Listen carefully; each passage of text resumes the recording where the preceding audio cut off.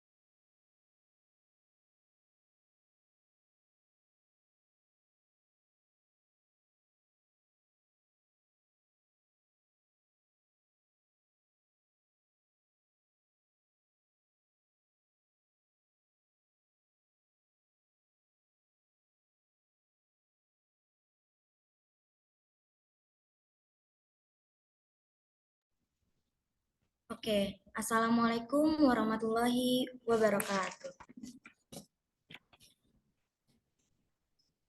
Selamat pagi semua, salam sejahtera bagi kita semua.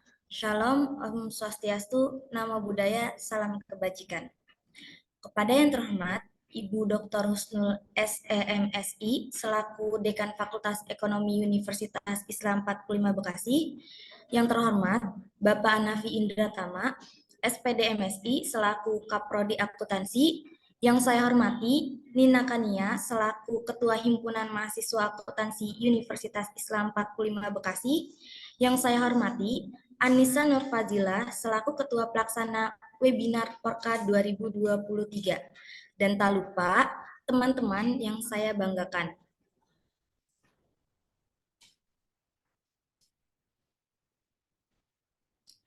Alhamdulillah, puji syukur, marilah kita panjatkan kepada Allah Subhanahu wa Ta'ala, karena atas rahmat dan hidayahnya, pada hari ini kita masih diberi kesempatan untuk dapat mengikuti webinar kewirausahaan.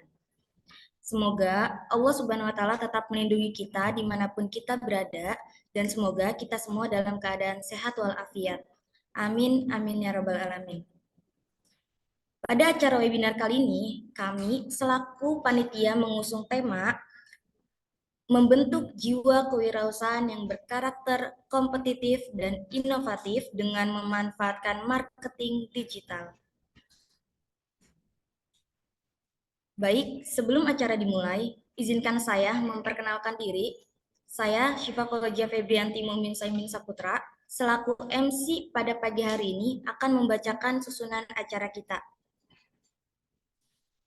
Yang pertama, pembukaan, yang kedua, pembacaan doa, yang ketiga, menyanyikan lagu Indonesia Raya, yang keempat, sambutan-sambutan, yang kelima, pembacaan CV narasumber, yang keenam, pemaparan materi, yang ketujuh, sesi diskusi, yang kedelapan, penyerahan sertifikat kepada narasumber, sesi foto bersama, dan juga pembagian hadiah, dan yang terakhir, penutupan.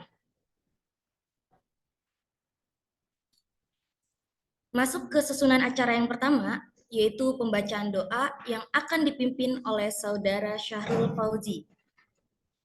Dipersilahkan.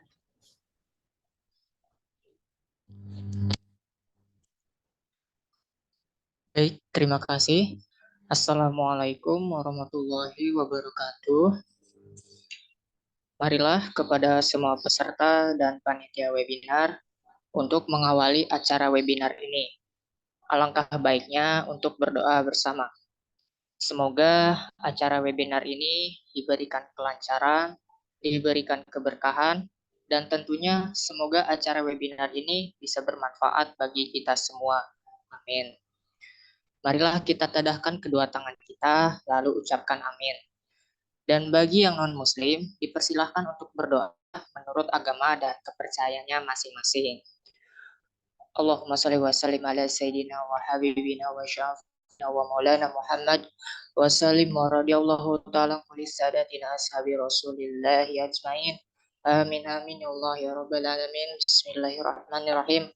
Alhamdulillahi rabbil alamin. Hamdan na'imin, hamdan syakirin, hamdan yuafi ni'amahu wa yukafi mazidah.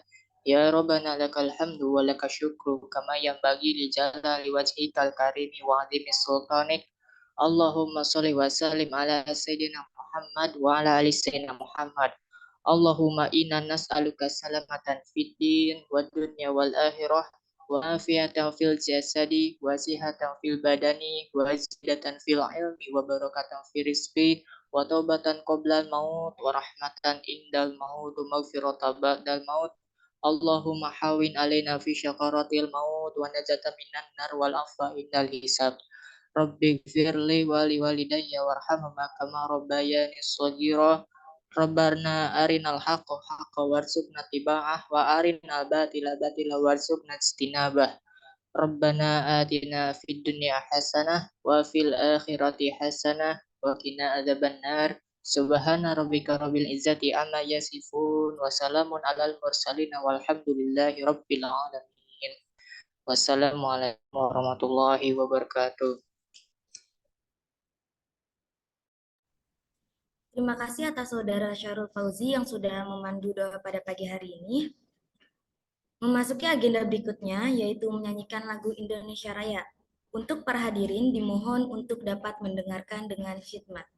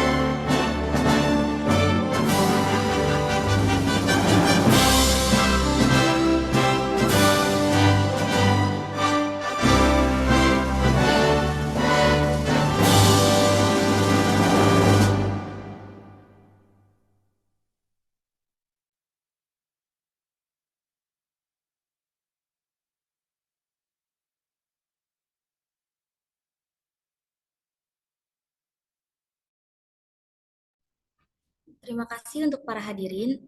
Selanjutnya agenda sambutan-sambutan. Sambutan yang pertama akan disampaikan oleh Saudari Anissa Nurfazila selaku Ketua Pelaksana.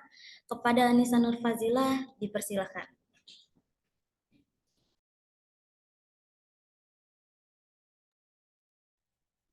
Assalamualaikum warahmatullahi wabarakatuh. Selamat pagi, salam, Om Swastiastu, Namo Buddhaya, salam kebajikan. Yang terhormat Ibu Dr. Husnul Khotimah, SEMSI, selaku Dekan Fakultas Ekonomi Universitas Islam 45 Bekasi.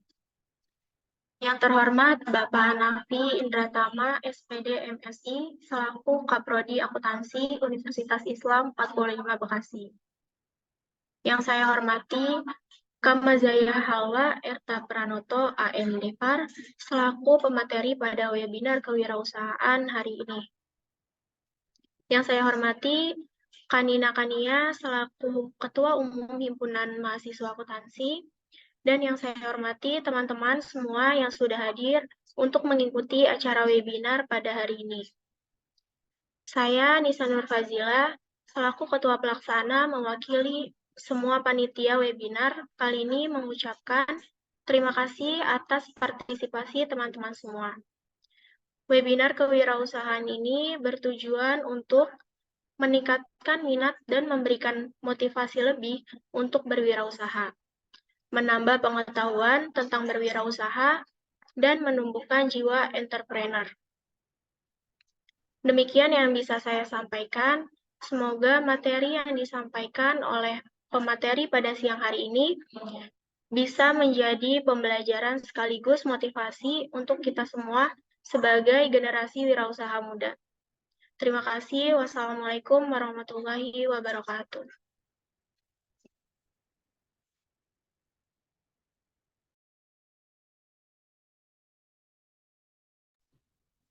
Terima kasih Saudari Anissa Nurfazila untuk sambutannya. Sambutan selanjutnya akan disampaikan oleh Saudari Nina Kania selaku Ketua Himpunan Mahasiswa Akuntansi Universitas Islam 45 Bekasi. Kepada Saudari Nina Kania dipersilahkan.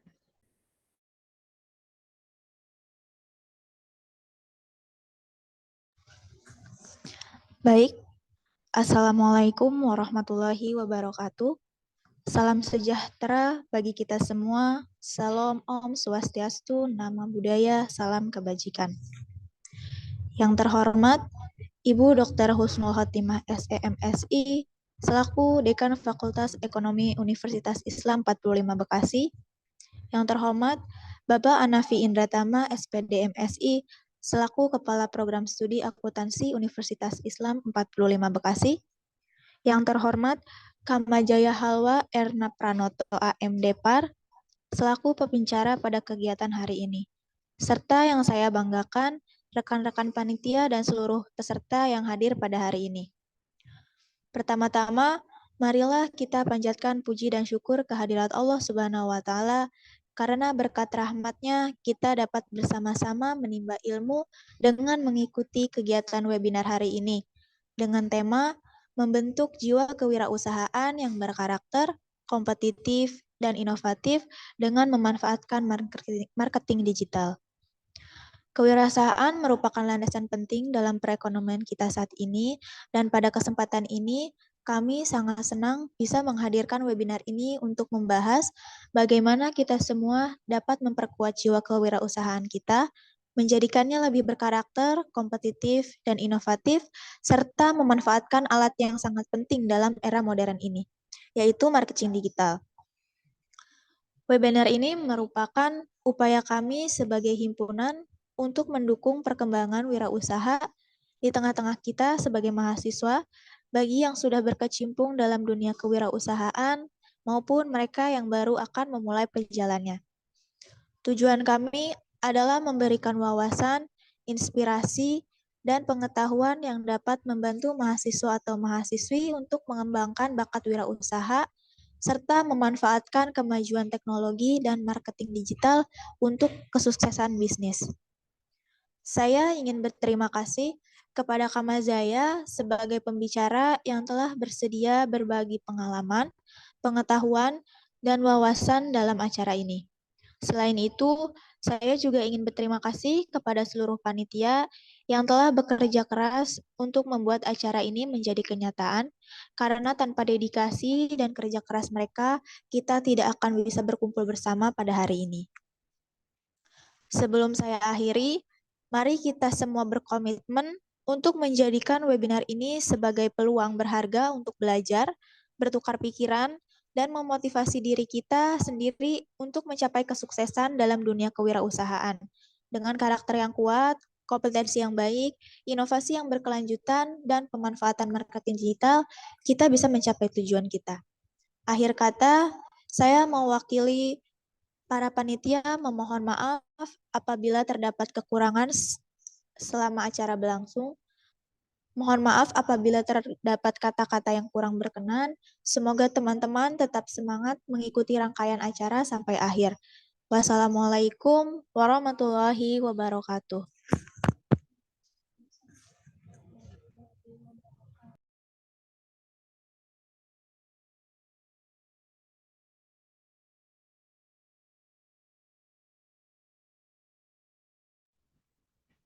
Terima kasih Saudari Nina Kania atas sambutannya.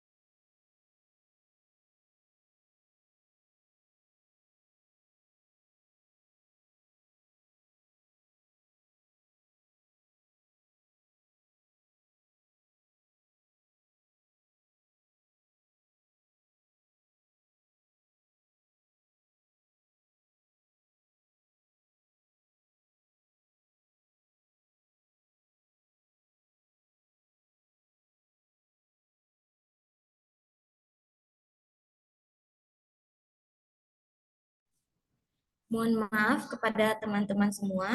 Selanjutnya adalah sambutan dari Bapak Nafika Prodi. Selagi menunggu Bapak Kaprodi memasuki room kami, akan menampilkan beberapa video seputar Himpunan Mahasiswa Akuntansi.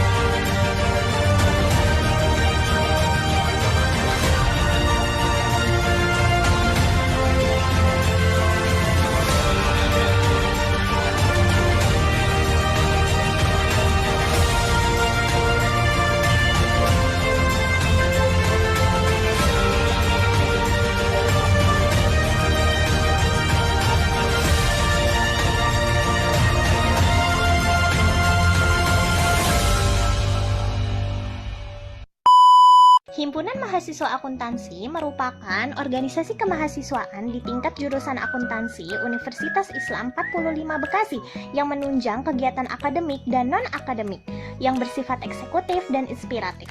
Faktor-faktor berdirinya HIMAK adalah sebagai wadah bagi mahasiswa akuntansi sebagai sarana diskusi di kalangan mahasiswa akuntansi Unisma Bekasi dan juga sebagai rasa pengabdian dan bentuk tanggung jawab untuk Unisma Bekasi. Himpunan Mahasiswa Akuntansi didirikan pada Maret 1999 dan saat ini mempunyai nama Kabinet Sahwahita yang berarti bersama dan bersatu. Terdiri dari dua bagian yaitu Saha yang berarti bersama dan Wahita yang berarti diterima atau dicintai. Sahwahita menggambarkan semangat untuk bekerja bersama dan saling mendukung dan menciptakan ikatan yang kuat di antara anggota organisasi. Dalam HIMAK Kabinet Sahwahita terdapat Badan Pengurus Harian dan juga 5 divisi.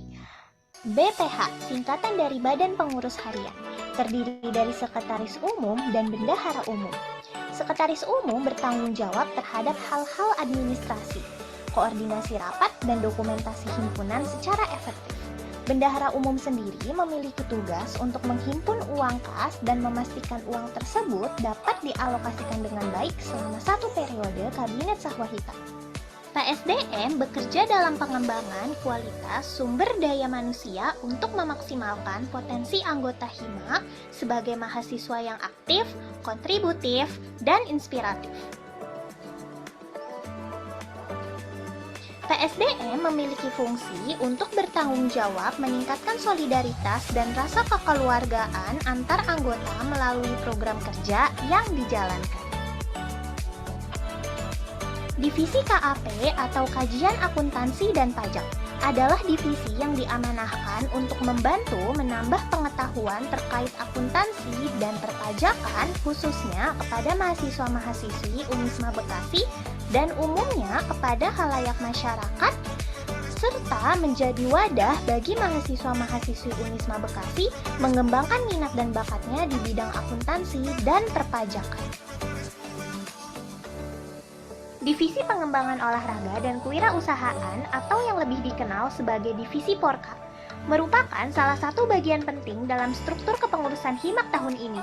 Divisi Porka berfokus pada kegiatan di bidang olahraga dan kewirausahaan. Salah satu program kerja Porka adalah menjadi wadah bagi mahasiswa-mahasiswi akuntansi yang memiliki usaha dengan mempromosikan usaha mereka melalui media sosial. Divisi KSM memiliki arti komunikasi serta sosial masyarakat. Divisi KSM berperan di bidang multimedia dengan fungsi sebagai media penyebaran informasi HIMAK sekaligus bertujuan untuk mewadahi mahasiswa-mahasiswi akuntansi yang memiliki jiwa sosial tinggi terhadap masyarakat dan lingkungan sekitar. Tujuan dibentuknya divisi Rohis adalah untuk memberi solusi mengenainya wadah yang bisa memberikan pengetahuan Islam mendalam kepada para mahasiswa. Rohis menjadi sarana untuk menambah pelajaran mengenai agama serta mempererat persaudaraan dengan program kerja dan agendanya. Diharapkan dengan adanya divisi Rohis mampu membuat perubahan yang lebih baik dalam hal kerohanian mahasiswa-mahasiswi akuntansi Unisma Bekasi. Demikianlah perkenalan Himpunan Mahasiswa Akuntansi Fakultas Ekonomi Unisma Bekasi periode 2023-2024. Berani beda, berani maju.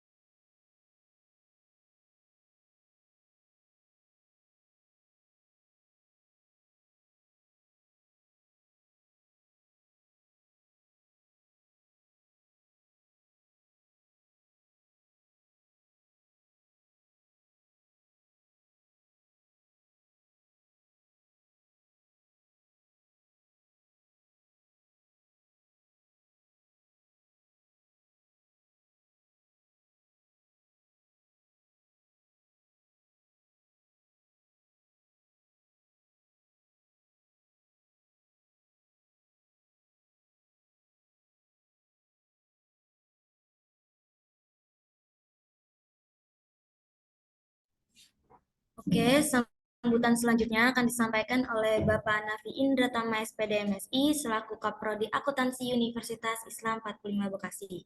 Kepada Bapak Nafi, kami persilakan.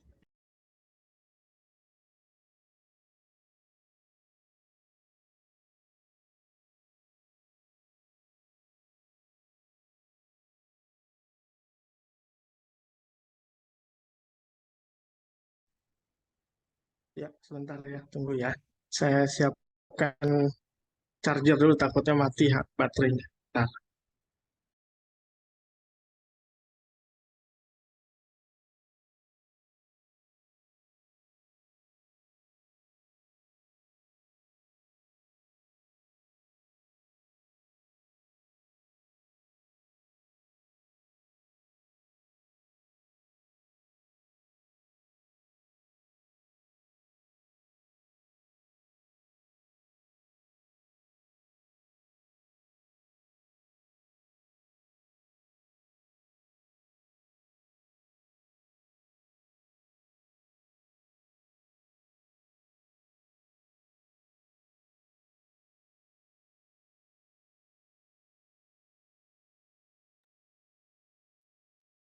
Oke, baik. Assalamualaikum warahmatullahi wabarakatuh. Alhamdulillah, suara saya terdengar? Terdengar, Pak. Terdengar ya, oke. Alhamdulillahirabbil alamin. Wassalatu wassalamu ala asrofil anbiya wal mursalin. Sayyidina Muhammadin wa ala alihi wa ashabihi ajmain. Amma ba'du. Yang saya hormati Ibu narasumber yang sudah hadir di tengah-tengah kita pada saat hari ini, yaitu Ibu Aya Mazai dari Universitas Islam 45 dari Prodi Akuntansi, khususnya yang diselenggarakan oleh Himpunan Mahasiswa Akuntansi. Dan kemudian yang saya cintai adalah mahasiswa-mahasiswa, kemudian juga para peserta yang hadir pada room hari ini. Salawat beserta salam tak lupa kita curah dan cucurkan kepada junjungan kita Nabi besar Muhammad Sallallahu Alaihi Wasallam beserta kepada para tabiinnya.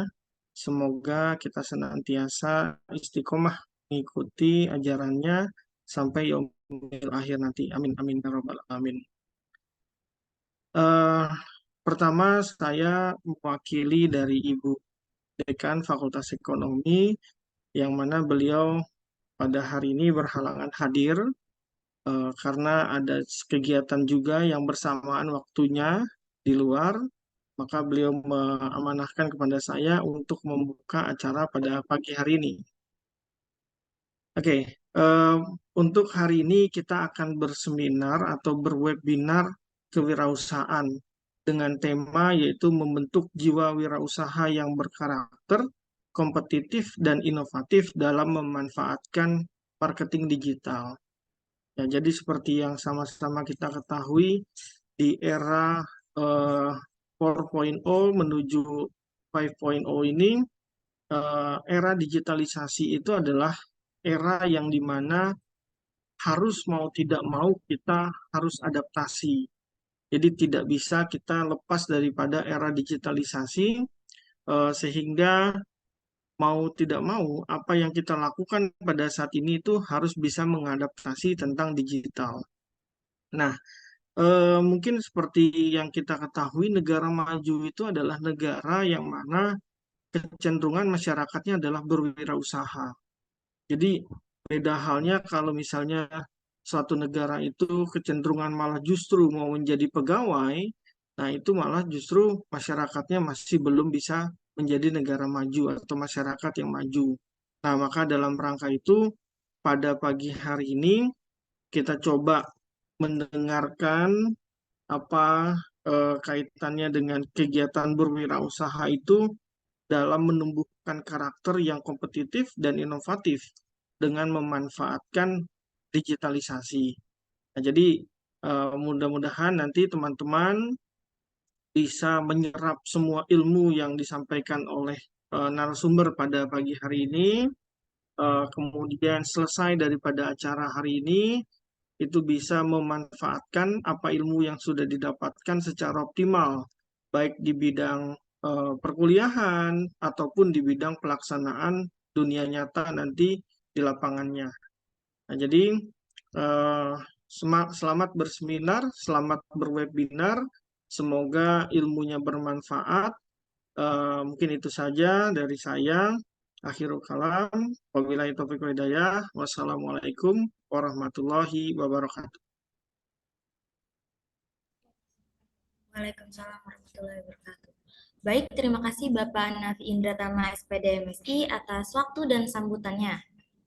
Nah, selanjutnya kita memasuki inti acara pada webinar kali ini, yaitu pemaparan materi dari pemateri kita. Kalian pasti sudah pada tahu pematerinya siapa kan? Sebelum memasuki acara utama, diinfokan kembali kepada teman-teman semua agar memperhatikan materi dengan baik atau jika perlu dicatat karena akan ada hadiah untuk pertanyaan terbaik dan juga penilaian untuk rangkuman terbaik. Kami ucapkan terima kasih kepada teman-teman yang telah hadir pada webinar pagi hari ini. Semoga kalian dalam keadaan sehat dan berbahagia.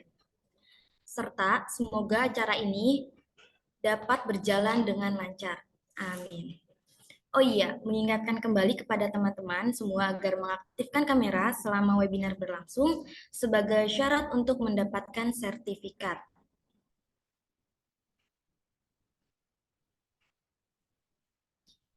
Sebelum masuk ke penyampaian materi, alangkah baiknya kalau kita kenalan dulu nih sama pemateri kita. Untuk itu, saya akan membacakan CV dari pematerinya. Untuk operator, bisa tolong untuk ditampilkan CV pematerinya.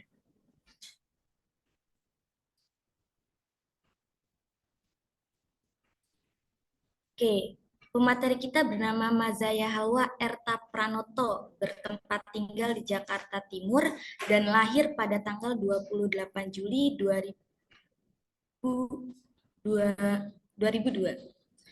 Dengan riwayat pendidikan di SMA Negeri 31 Jakarta dan berkuliah di Universitas Indonesia dengan jurusan Manajemen Bisnis Pariwisata.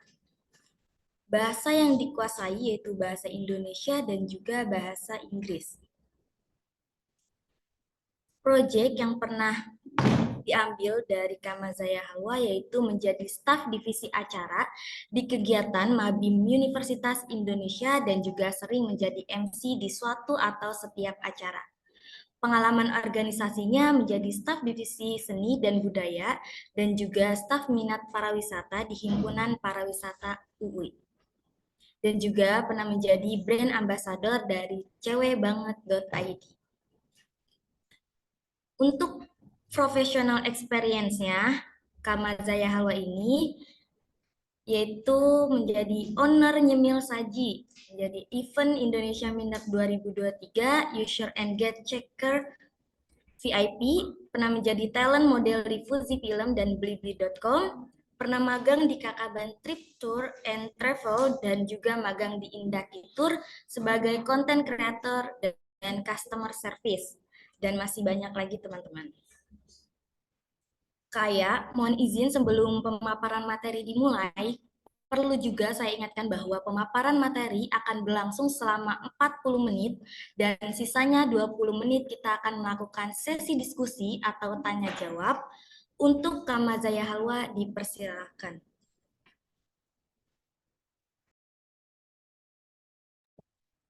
Oke, selamat pagi teman-teman. Gimana kabarnya? Boleh di chat. Ini aku udah boleh ke materinya Kak atau gimana? Iya silakan Kak, udah boleh ke materinya. Share screen aja yang PPT.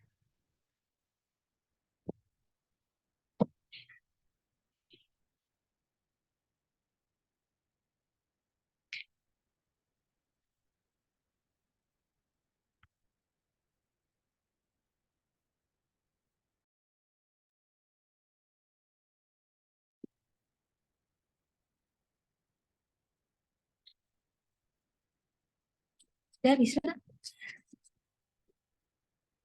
Oke. Oke, teman-teman. Jadi hari ini aku bakalan sharing-sharing pengalaman aku jualan online ya. Jadi di sini aku punya salah satu bisnis namanya Nyemil Saji. Ini Nyemil Saji benar-benar 100% online. Jadi aku belum ada offline-nya dan pengalaman aku di online di digital. Semoga apa yang aku bisa sharing nanti bisa menjadi ilmu buat kalian ya. Nah, apa yang aku sampaikan ini benar-benar 100% pengalaman aku. Jadi apapun yang aku ucapin itu pasti udah yang aku alamin seperti itu.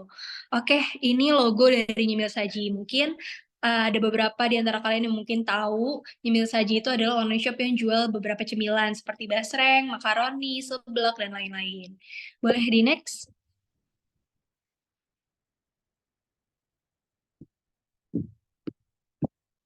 Boleh di next slide-nya, Kak?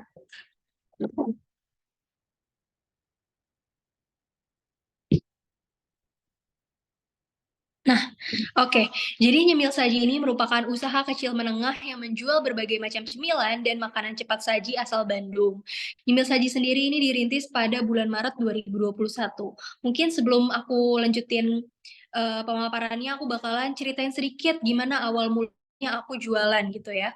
Jadi ini ceritanya lumayan cukup panjang. Pertama-tama itu aku jualan itu dari SD sebenarnya.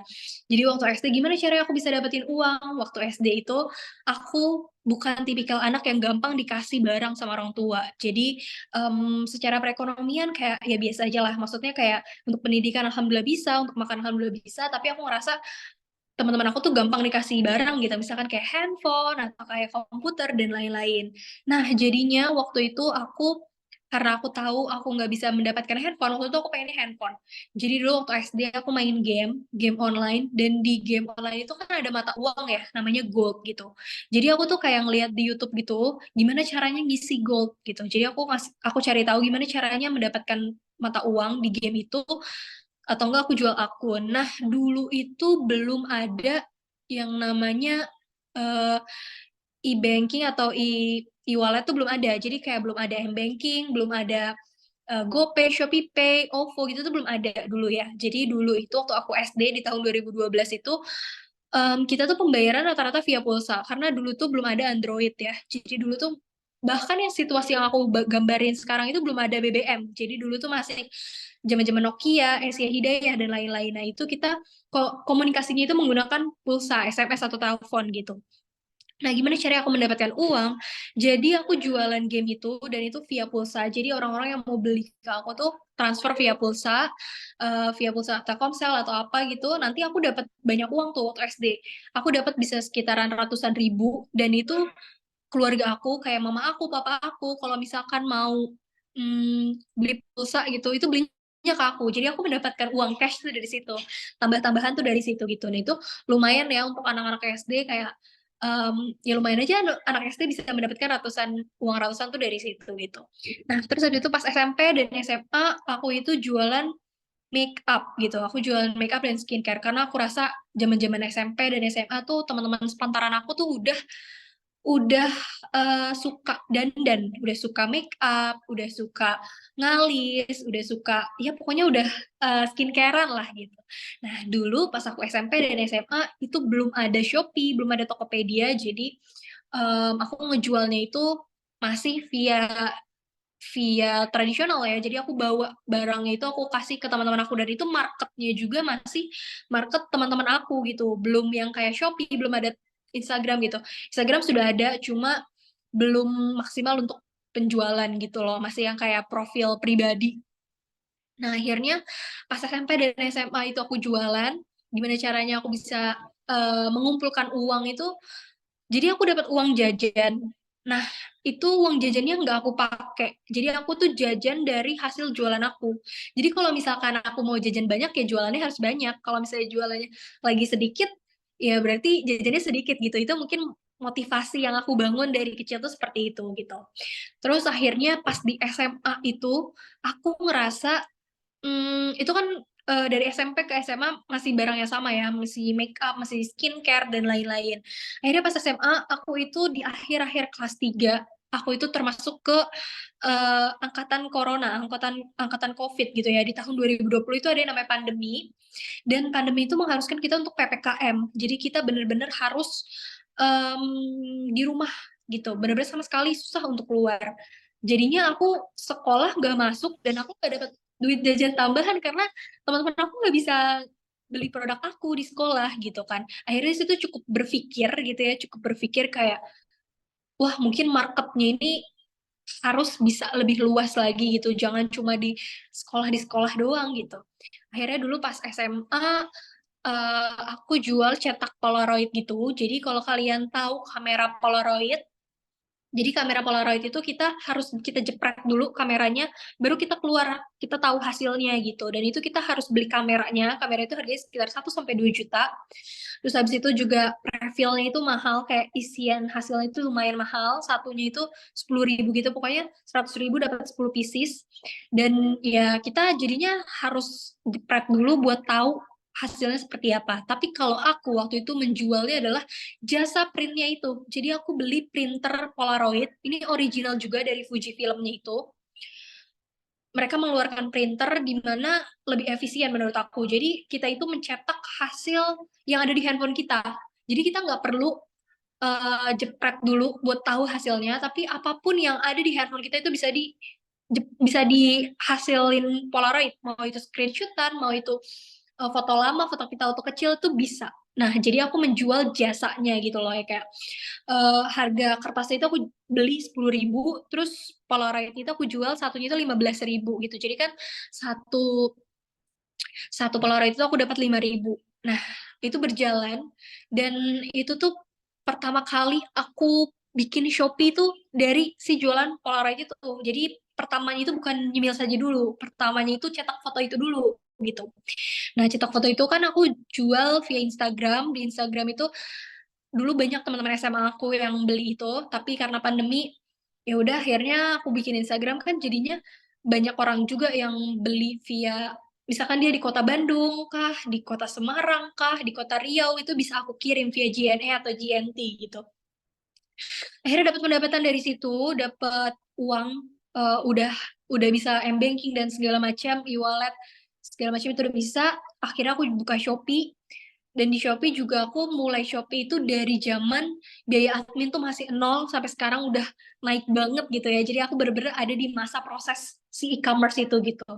Terus habis itu aku jualan ya lumayan lah ya. Tapi menurut aku kalau Polaroid itu bukan sesuatu barang yang bener-bener penting banget orang buat beli gitu loh. Dalam arti kayak ya siapa aja yang mau gitu, maksudnya kayak yang mau aja gitu buat yang cetak. Nah, aku ngerasa jadi pendapatannya kurang gitu loh, kayak kalau buat anak sekolahan sih ya lumayan, tapi untuk kedepannya agak agak susah gitu, untuk stay-nya juga susah gitu. Akhirnya pas akhir-akhir SMA itu tuh aku jualan thrift shop. Aku jualan thrift shop, dulu tuh hype banget thrift shop. Dulu hype banget thrift shop, pas awal-awal pandemi, orang gabut, jadi banyak bisnis gitu kan. Nah, awal-awalnya aku thrift shopnya tuh masih barang-barang pre-love aku, misalkan kayak baju-baju aku yang udah nggak dipakai, itu tuh aku kayak, ya aku cuci, terus habis itu aku foto, aku retake, aku uh, perbagus gitu ya, aku perbagus, terus habis itu baru deh aku posting-posting dan promosiin. Ternyata surprisingly itu nggak laku sama sekali. Satu pun baju itu nggak ada yang laku, padahal aku udah promosi sana sini gitu. Nah, akhirnya hmm, akhirnya karena itu nggak laku, aku change nama Instagram itu jadi Nyemil Saji. Jadi fun fact-nya, Nyemil Saji itu adalah akun Instagram thrift shop aku yang nggak laku satupun gitu. Ya mungkin, alhamdulillah ya mungkin rezekinya di Nyemil Saji, di jualan cemilan. Cuman, bagaimana behind the story-nya, kok bisa dari jualan baju bisa ke cemilan. Oke, jadi dulu itu aku pas SMA, suka banget jajan seblak di kantin gitu kan. Nah, terus habis itu di kantin itu ya kayak biasa lah bikin seblak dan lain-lain, tapi tiba-tiba harus pandemi, tiba-tiba PKM, dan di situ aku mikir, bisa nggak sih bikin seblak instan, di mana kayak cuma rebus aja gitu. Jadi awal-awal pikirannya masih kayak mie instan gitu. Mungkin kalau sekarang udah banyak ya seblak, tapi dulu tuh belum banyak. Jadi aku berpikir kayak, bisa nggak sih ini dijadiin instan aja gitu, seblak kayak seblak instan gitu. Terus akhirnya udahlah aku jadinya bikin bikin seblak itu, bisa akhirnya. Dan itu makanya menu pertama di Nyemil Saji itu si seblak ini kan ada tertulis nih ya, dimulai di tahun 2021 pas aku awal-awal udah masuk kuliah, karena aku kuliahnya itu pakai jalur rapot, jadi masuk duluan gitu loh, masuk duluan dan jualan itu seblak. Dan karena aku masuknya itu duluan, bukan yang ujian tertulis, jadinya aku punya teman-teman tuh duluan, kita ada grupnya gitu loh, grup yang udah masuk UI duluan gitu.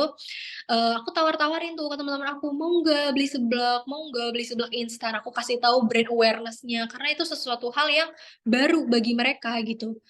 Jadi aku kasih tahu kayak, mau nggak kamu beli seblak aku, ini tinggal direbus aja kok. Nah, kebetulan teman-teman aku tuh banyak banget yang dari luar kota. Banyak banget yang dari luar kota, jadinya belum ke Depok kan.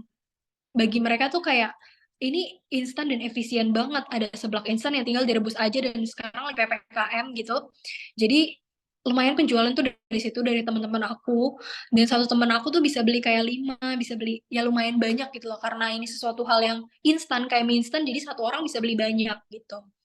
Terus akhirnya aku karena itu aku juga buka Instagram dan buka Shopee ya. Jadi selain teman-teman kuliah aku yang beli, aku pun punya pelanggan-pelanggan yang dari online, yang kayak dari Instagram, Shopee, dan lain-lain. Tapi mungkin nggak sebanyak sekarang, masih kayak awal-awal bikin gitu.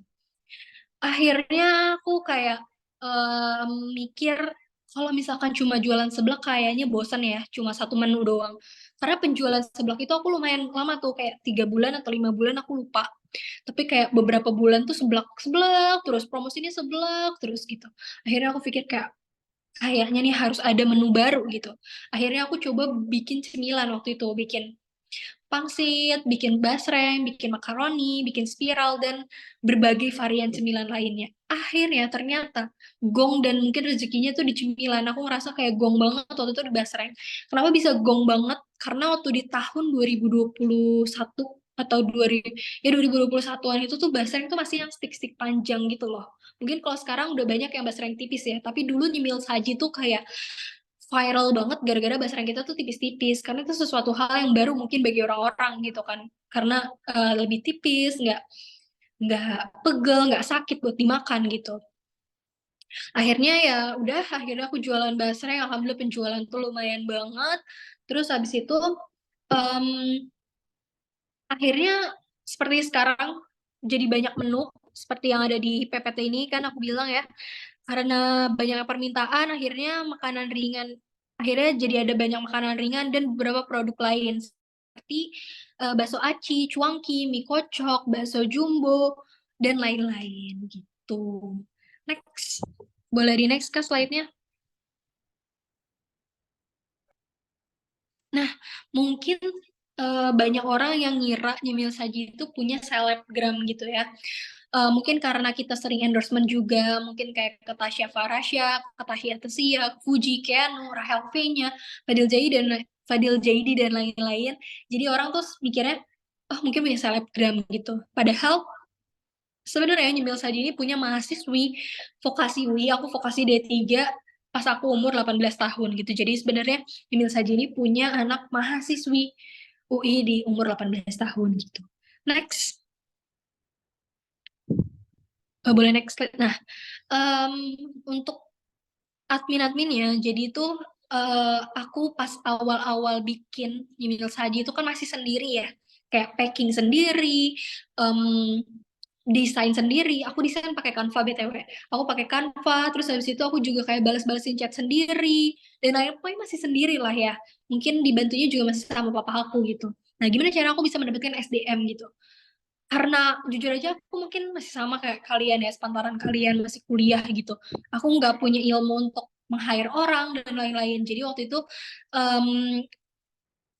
universitas aku tuh lagi UTS gitu, lagi UAS, dan di vokasi UI itu kan ada yang namanya broadcasting, ada periklanan, ada advertising, ada pokoknya ada beberapa jurusan lain, dan jurusan advertising atau iklan ini lagi butuh UMKM yang harus mereka handle untuk UTS dan juga UASnya. Akhirnya mereka memfollow up aku dan kayak, mau nggak, bisa nggak kita handle email saji gitu. Terus habis itu aku bilang kayak, waktu itu aku masih trust isu banget, karena ya bayangin kayak aku juga belum punya pengalaman gimana-gimana soal Shopee, Tokopedia dan lain-lain, karena baru buka dan harus dihandle atau dipegang dengan orang lain gitu kan, pasti ada trust isu di situ. Akhirnya dengan segala keputusan aku oke deh, aku mau dihandle sama kalian. Akhirnya dihandle, dan itu menurut aku lumayan kebantu banget, kayak desain, terus habis itu dihitungin keuangannya, dibalesin chat-chatnya gitu-gitu. Pokoknya intinya terbantulah dari yang aku sendirian, aku bisa lebih produktif. Dan di situ juga akhirnya masa UTS dan UAS itu selesai, dosen itu ternyata suka sama hasil kinerja teman-teman aku yang di vokasi UI gitu, dinilainya sukses karena kan di situ kita ada datanya ya, per bulan bulan A, B, C, dan itu ternyata omsetnya naik gitu. Itu kan sesuatu hal yang keberhasilan dari kinerja mereka. Akhirnya saat UTS dan UAS itu selesai, aku coba Zoom ke mereka, aku kasih tahu ke mereka kayak, kira-kira kalian mau nggak tetap lanjutin handle email saji, nanti aku kasih fee segini gitu. Jadi sampai sekarang ini aku juga masih di handle sama teman-teman aku yang satu instansi sama aku, anak-anak vokasi. Even itu jurusannya beda ya, ada yang anak akuntansi, ada yang anak periklanan, dan lain-lain.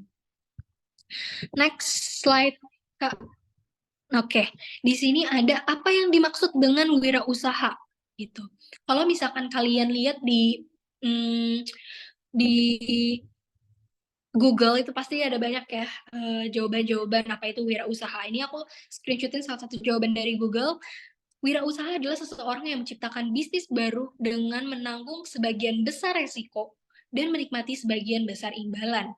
Tapi kalau menurut aku, wirausaha itu keywordnya atau kata kuncinya ada di usaha gitu. Orang itu selalu nanya kayak, berapa sih modal kamu untuk bikin email saji, berapa sih modal kamu untuk bikin thrift shop, dan lain-lain gitu. Padahal menurut aku sebenarnya lebih tepatnya itu adalah seberapa usaha Anda untuk mendapatkan uang. Kenapa aku bisa bilang kayak gitu? Karena memang kenyataannya itu seperti itu. Kalian bisa juga menjadi dropshipper namanya. Mungkin kalian ada yang belum tahu ya apa itu dropshipper. Jadi dropshipper ini aku gambarin, kalau di Nyemil saja itu kan juga open dropshipper. Dropshipper itu misalkan aku menjual basreng, cemilan aku harganya 10.000. Nah, kalian mau join dropshipper aku, kalian mau jadi dropshipper. Kalian misalkan aku ibaratkan A ya, namanya A. Nah, A itu nawar-nawarin ke konsumen gitu, nawar-nawarin ke pelanggan kalian, tawarin ke teman kalian harga basrengnya itu harganya 15.000. Berarti kan nge-markup, ngenaikin harga. Berarti kamu nanti pas ada pelanggan, misalkan pelanggannya si B itu bakal transfer ke kamu 15.000. Nah, nanti kamu, si A itu bakalan beli ke aku 10.000 gitu. Jadi kamu bayar ke aku 10.000, nanti aku akan kirim ke alamat si B atau si pelanggannya itu. Tapi nama pengirimnya itu aku ganti jadi nama kamu. Jadi pelanggan itu akan tahu eh, dikirimnya itu dari kamu, bukan dari email saji. Itu namanya dropshipper. Itu benar-benar gampang banget. Kamu nggak perlu nyetok lah, nggak perlu nyetok barangnya, nggak perlu nggak perlu ini itu, karena benar-benar kita yang kerjain gitu loh. Itu benar-benar aku rekomendasiin banget buat kalian dropshipper, buat yang nggak punya modal dan lain-lain. Itu salah satu bentuk kita menunjukkan seberapa usaha kita untuk mendapatkan uang. Jadi bukan uangnya dulu untuk mendapatkan usaha, tapi usahanya dulu untuk mendapatkan uang gitu. Boleh next slide, Kak? Oke. Kalau misalkan kita mau bikin bisnis, atau kita nggak cuma bisnis deh, tapi kita kayak bikin event-event sekolah lah, event-event pensi gitu. Pertama kita bikin logonya dulu. Dan logo itu sebenarnya banget itu ada filosofinya. Jadi nggak cuma sekedar pewarnaannya aja. Dan kalian bisa lihat nanti di internet atau di Google, keywordnya adalah arti atau filosofi warna dari logo. Nah, itu nanti bakalan keluar semua. Contohnya nih ya, kayak warna merah, oh itu menggambarkan bahaya, gairah, kegembiraan, energi, dan lain-lain. Terus untuk hijau itu lebih melambangkan kayak alam gitu. Terus habis itu kuning untuk melambangkan optimis, ceria, menyenangkan, bahagia. Terus habis itu juga biru, komunikatif, dapat dipercaya, um, dan apa ini menenangkan gitu. Terus habis itu kalau warna pink itu cenderung dan lain-lain. Pokoknya nanti kalian bisa search aja di Google, itu bakalan ada semuanya. Next.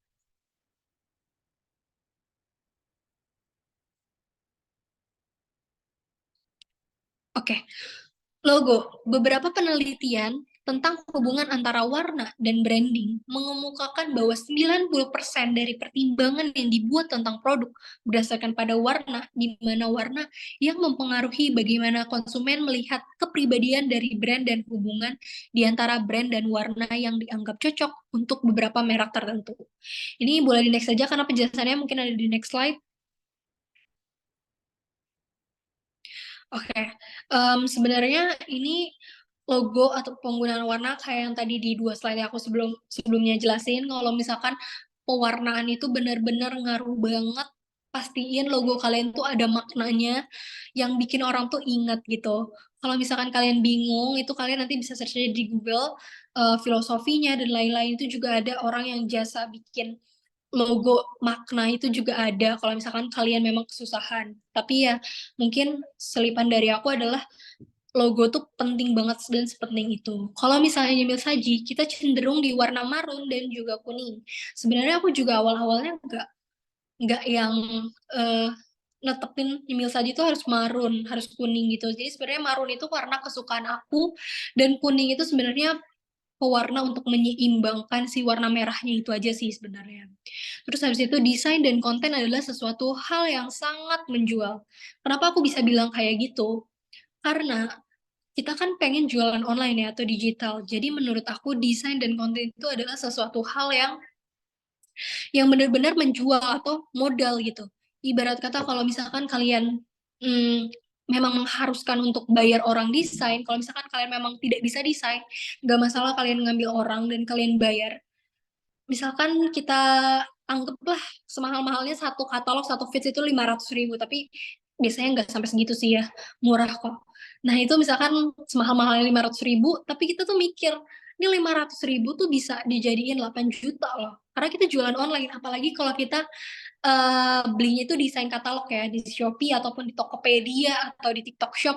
Bayangin aja kayak 500.000 itu bisa untuk selamanya, satu feeds itu bisa untuk satu katalog itu bisa untuk selamanya kita berjualan, dan itu adalah benar-benar modal kita. Jadi jangan sampai desainnya kita nggak menarik, desainnya kita asal-asalan, itu jangan banget. Karena itu kelihatannya sepele ya, cuma desain doang, tapi sebenarnya kita mendapatkan uang atau mendapatkan penghasilan tuh dari gambar tersebut gitu. Next. Oke, lanjut di bentuk-bentuk slogan atau tagline. Jadi tagline ini ada 4. Yang pertama ini namanya deskriptif. Sesuai dengan namanya, deskriptif itu artinya deskripsi. Artinya kita mendeskripsikan slogan kita itu menjadi produk kita gitu loh. Maksudnya gimana? Misalkan aku langsung aja ke contoh ya. Contohnya itu Walmart Save Money Life Better, atau kayak Taps itu slogannya Tea with Shocking Soda gitu. Jadi kayak teh dengan soda, itu adalah tagline yang ngasih tahu, oh Taps itu adalah teh menggunakan soda, seperti itu. Terus kemudian untuk tagline spesifik, kalau tagline spesifik ini mengiklankan slogan dengan keunggulan khusus dari brand itu sendiri. Tagline ini nantinya menimbulkan kesan bahwa brand tersebutlah yang paling unggul di antara para kompetitor lainnya. Contohnya, teh botol sosro, apapun makanannya, minumnya ya teh botol sosro. Atau relaksa, permen wangi, ya relaksa gitu.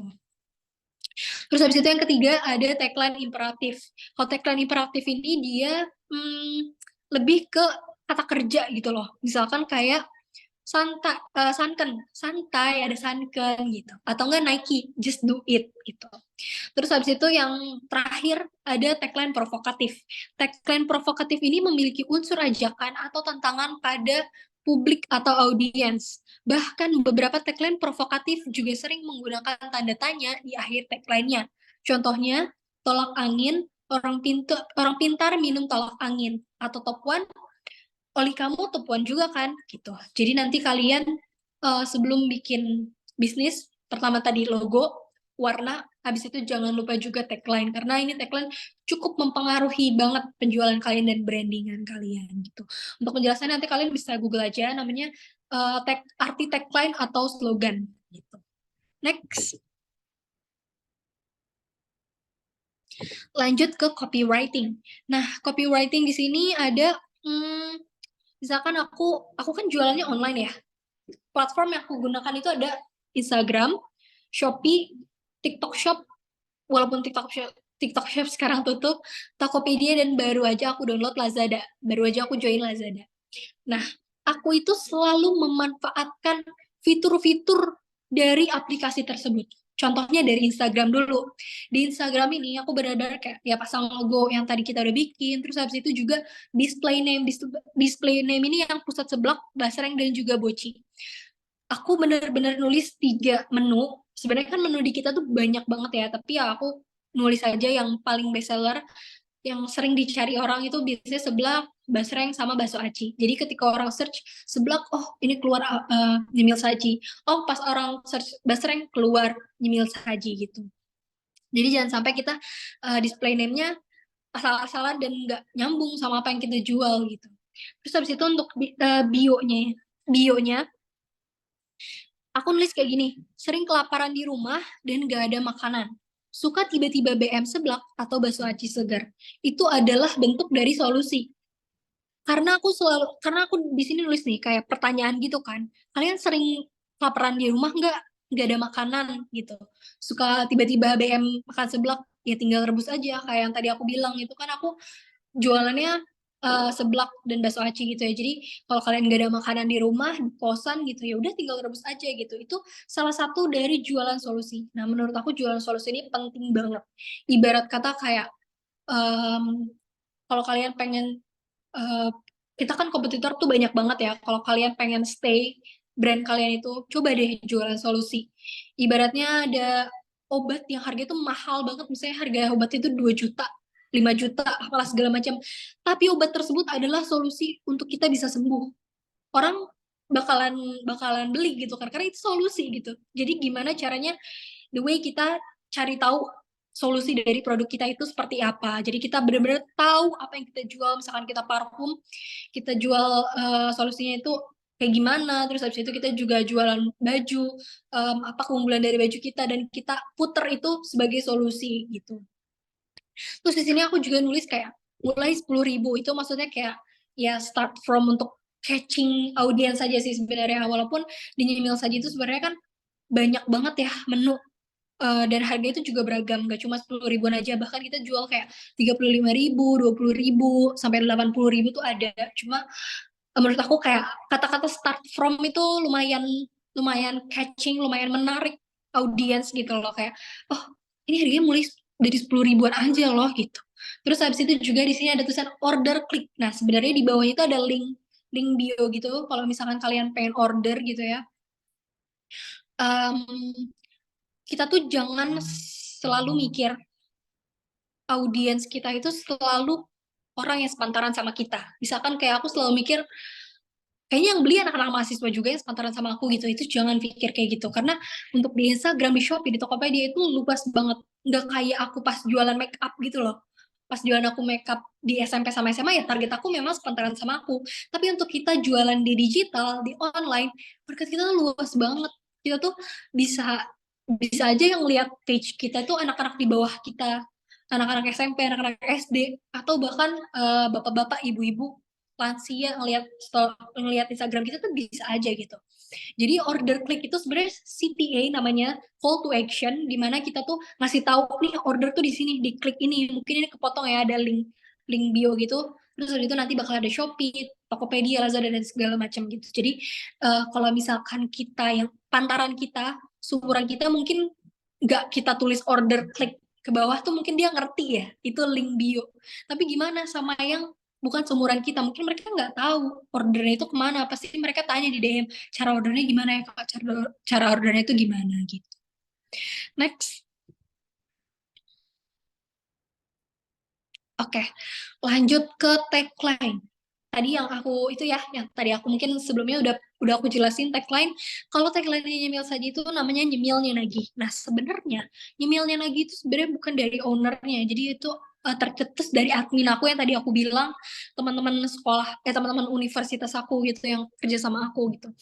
Mereka bikin desain dan mereka bikin Nyemilnya Nagih, nah gitu. Ternyata itu works loh. Kayak orang-orang yang cobain produk di aku tagihan, apalagi aku produknya cemilan kan ya kayak harganya 10.000, 12.000 tapi kayak makan terus ketagihan ya lanjut aja terus gitu loh sampai bisa makan 1 kilo, bisa makan 2 kilo gitu kan. Terus untuk packaging ya, di sini aku memang nunjukin packaging. Sebenarnya packaging aku tuh ini apa ya kayak sebenarnya aku tuh nggak niat buat ngadain semua menu ada di packaging itu. Kalian bisa lihat kan di situ ada basreng, ada makaroni, ada cimol, ada bakso aci dan lain-lain. Sebenarnya itu karena aku pengen irit cost atau pengeluaran dari kemasan aja sih, karena aku pikir kayak ini menu aku banyak dan kalau misalkan aku satu satu kemasan satu produk kayaknya aku bakal keluar biaya banyak banget, apalagi aku belum tahu produk yang laku tuh yang mana. Jadi sebenarnya aku ngakalin ya udah digabung aja lah, nanti di spidolin, mungkin ada PR kita untuk nge-spidolin ya.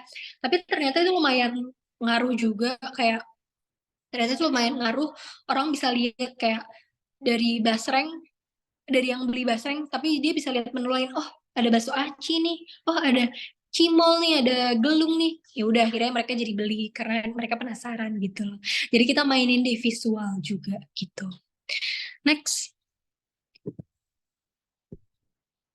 Oke, untuk awal promosi di sini aku pertama-tama banget itu word of mouth atau kayak mulut ke mulut lah. Yang tadi aku udah bilang, aku nawarin ke teman-teman kuliah aku awal-awalnya kayak kamu mau nggak beli ini di sebelah aku gitu. Nah dari word of mouth itu mereka teman-teman aku suka nge-SG-in gitu di Instastory gitu, even cuma di second account doang, tapi itu sebenarnya ngaruh banget loh. Kayak apalagi di makanan ya, kayak kalian lihat teman kalian posting bakso tuh kayak besoknya udah pengen bakso gitu kan. Jadi kayak untuk makanan even cuma di second account doang atau di close friend yang kayak isinya sedikit gitu, itu ya lumayan ngaruh gitu. Terus habis itu untuk ini aku lumayan percepat aja ya karena ada pembatasan waktu. Kita bikin feed Instagram seperti yang tadi aku bilang, kalau bisa bagus gitu ya, tertata rapi. Terus habis itu membuat e-commerce dan kita maksimalin semua fitur yang ada di e-commerce.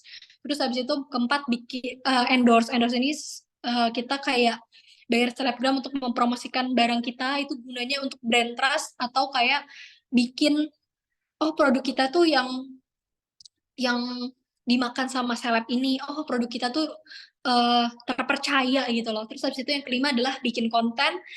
Itu adalah sesuatu hal promosi yang gratis, jadi jangan pernah malas bikin konten karena kita nggak bayar apapun kecuali ads ya. Kita cuma model edit doang dan kita dapat orderan dari situ gitu. Next. Oke, ini aku bakal jelasin secara singkat karena waktunya udah mau habis. Jadi ini aku ada beberapa ide konten buat kalian. Yang pertama di yang paling kiri ini adalah konten pertama aku. Jadi di tulisan itu berbagai cemilan gitu. Jadi apa sih yang mau kita jual? Kita kasih tahu awareness-nya dulu tuh apa. Jadi di feeds pertama aku bilang kalau ini kita jual berbagai cemilan gitu, dan ini masih editan aku nih pas awal-awal, mungkin belum terlalu bagus ya, ini aku editnya masih di Canva. Terus habis itu yang di tengah-tengah ini itu kayak sebenarnya quotes untuk entertaining atau menghibur, tapi kayak ada unsur-unsur kayak oh iya juga ya gitu. Terus habis itu yang paling kanan itu adalah foto produknya, jadi ya kita kasih tahu kita jualannya seblak karena tadi aku bilang menu pertama aku adalah seblak, jadi ya udah ini adalah feeds pertama aku gitu. Next. Lanjut, di sini ada ide konten untuk content atau isi dari produk kita. Jadi di sini aku jabarinnya kayak ke bawah gitu, biar kesannya kayak banyak ketimbang kita jabarin ke samping gitu kan. Jadi ya aku tulis aja di sini seblak instan, ada mie kering, ada kerupuk kemplang, ada kerupuk ini, siomay kering, dan aku totalin harganya 15.000. Jadi ada kesan-kesan kayak ini isinya banyak tapi cuma 15.000 gitu loh. Terus habis itu di konten tengah ini ada how to order. How to order itu kita ya kasih tahu aja gimana cara ordernya, dan dulu itu kan belum ada Tokopedia, TikTok Shop dan lain-lain. Jadi aku kasih tahu ini cara order via WhatsApp. Dan ini sebenarnya screen recording gitu loh, video gitu, kasih tahu caranya. Terus habis itu yang paling kanan itu ada paymentnya, kita kasih tahu juga nih paymentnya, jangan sampai orang itu ngiranya cuma bisa via BCA doang gitu, yang mana nggak semua orang punya BCA gitu kan. Oh mungkin bisa pakai Dana, oh mungkin bisa pakai GoPay, bisa pakai ShopeePay dan lain-lain gitu. Next. Nah yang paling kiri ini adalah review yang tadi aku bilang dari second account teman aku. Jadi aku save ya, karena awal-awal kan aku belum endorsement ke seleb-seleb besar ya, jadi aku bener-bener nggak punya materi konten yang banyak. Jadi yang paling kiri itu adalah SG second account temen aku yang beli produk aku gitu. Terus yang tengah ini adalah testimoni, sebenarnya kayak apa kata mereka tuh kayak testimoni gitu, kayak ini produknya enak banget, ternyata ini tuh gini gitu. Dan itu lumayan bisa bikin bangun trust atau kepercayaan akan brand kita gitu. Terus yang paling kanan ini ada Kak Raisa Ramadan. Sebenarnya dia itu penyanyi dan bukan selebgram besar banget gitu, enggak juga. Tapi dulu karena aku bikin bisnisnya itu pas online, pas pandemi, itu banyak banget seleb-seleb yang buka free paid promote dan juga free endorsement gitu. Jadi aku kirimin ke Kak Raisa nggak pakai bayar dan dia upload. Ya udah, kita nggak pernah mikir kayak balik modal apalah segala macam, banyak order gitu ya. Seenggaknya kita dapat konten gitu. Next.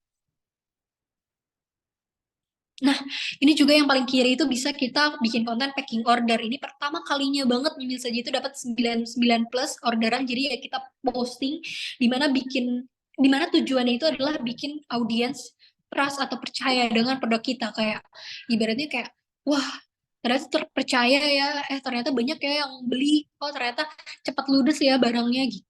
Terus habis itu yang tengah ini adalah konten giveaway, jadi bisa nih sekali-kali kita kasih games atau kayak bagi-bagi barang gitu loh, bagi-bagi produk kita gitu.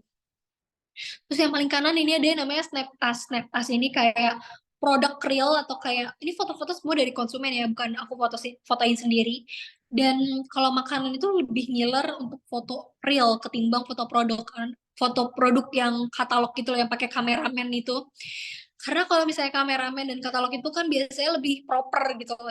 Sedangkan kalau misalkan foto real tuh ya udah foto konsumen lagi makan gitu. Jadi aku menyarankan kalian boleh juga nih kalau misalkan kalian mau bikin bisnis baju kayak parfum, coba juga bikin konten real produknya itu yang dipakai sama konsumen itu seperti apa. Next. Nah, kalau misalkan kita ada di e-commerce itu ada voucher, itu langsung aja kita tuh harus up to date. Ada voucher apa aja di Shopee, di Tokopedia, di TikTok Shop tuh ada apa aja. Kita screenshot dan kita langsung announce gitu loh ke media sosial kita. Oh, ini tuh ada lagi diskon loh, oh lagi 10-10 loh, lagi kasih cashback loh. Itu langsung aja kita posting gitu. Terus habis itu yang tengah-tengah ini ya biasa foto produk kita. Terus habis itu yang paling kanan ini ada foto menu kita dan aku nulisin juga best sellernya tuh apa. Jadi orang itu pas pas ngelihat menu kita tuh kayak yang tadinya nggak tahu apa-apa, yang tadinya nggak tahu kulit, nggak tahu usus, kayak mereka percaya kalau oh ini best seller gitu. Oh yaudah deh aku beli itu gitu. Next.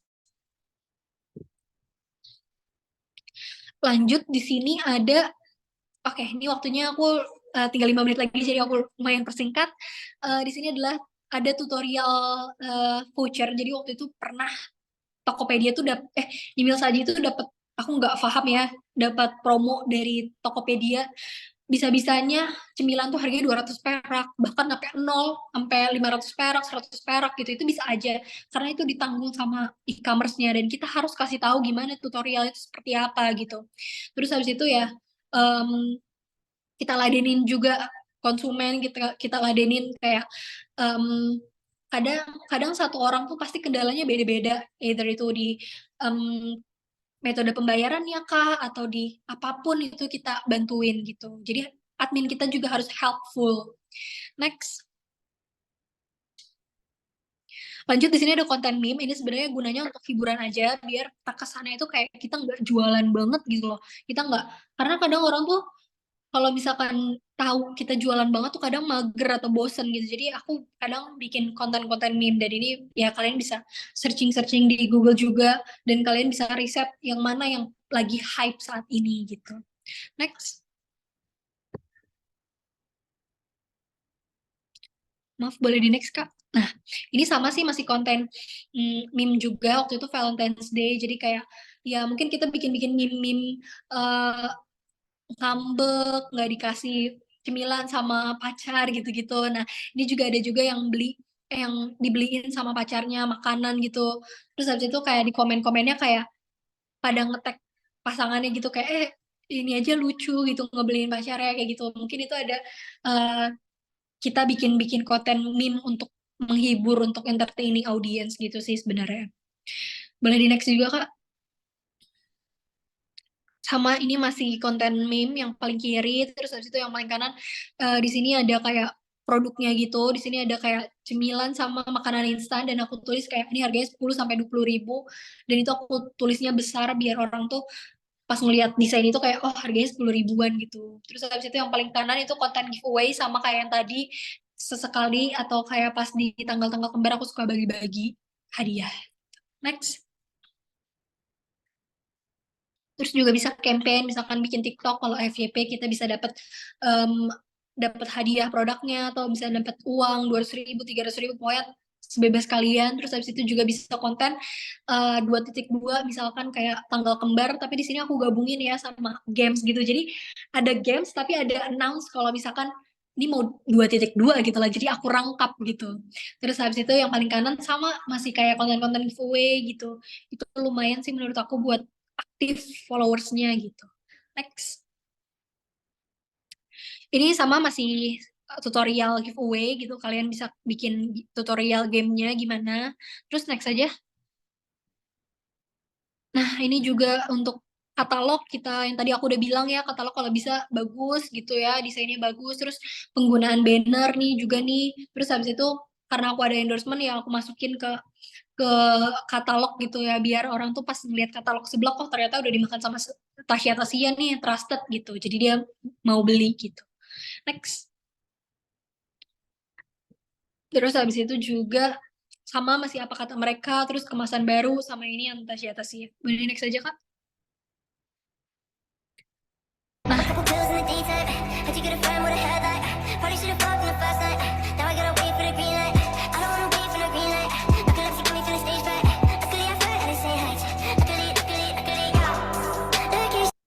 Oke, nah ini udah masukin ke intinya aja. Jadi gimana do di branding? Pertama, kalian tentuin dulu tuh warna khas bisnisnya. Kalau bisa sekitar 2 sampai 3, jangan terlalu banyak dan dicampur-campur gitu.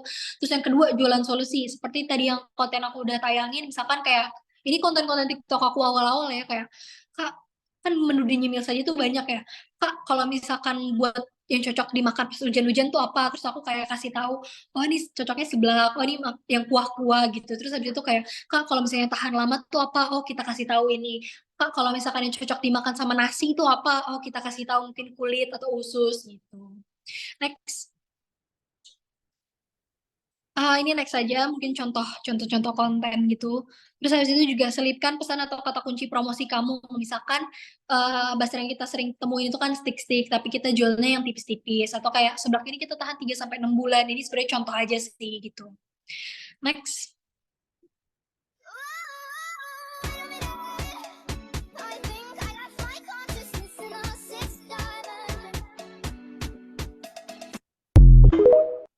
Itu kayak misalkan di pertama-tama kan aku bilang kayak cewek makan basreng stick, oh kita kasih tahu gambarnya, ini kita ada yang ini loh gitu. Itu sebenarnya contoh aja sih kalau misalkan kalian pengen jualan solusi gitu.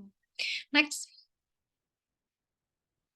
Wow, buat anak kos kalian harus banget nyobain seblak ini karena ini satu-satunya seblak yang tahan lama.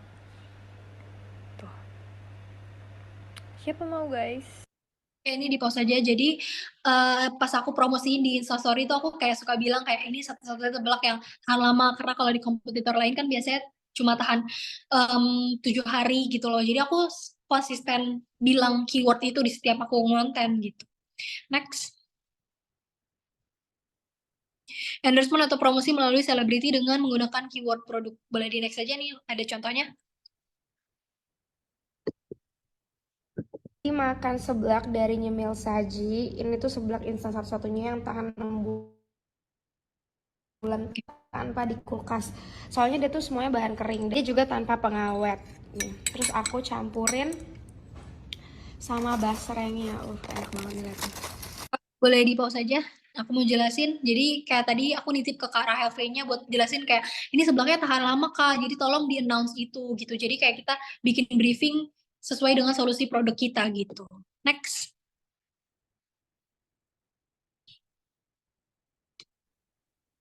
Meski banyak menu, tetap tonjolkan satu menu andalan. Jadi ditulis kayak best sellernya itu apa. Jadi orang tuh tahu, oh ternyata best sellernya itu ini. Best sellernya basreng gitu. Next.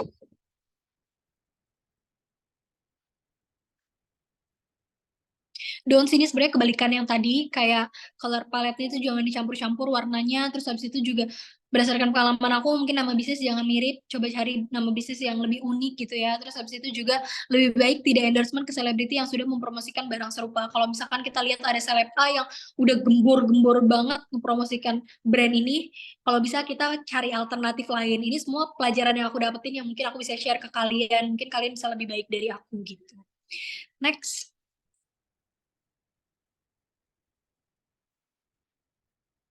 Oke, mungkin sekian itu materi yang bisa aku sampaikan. Kurang lebihnya mohon maaf. Semoga teman-teman di sini bisa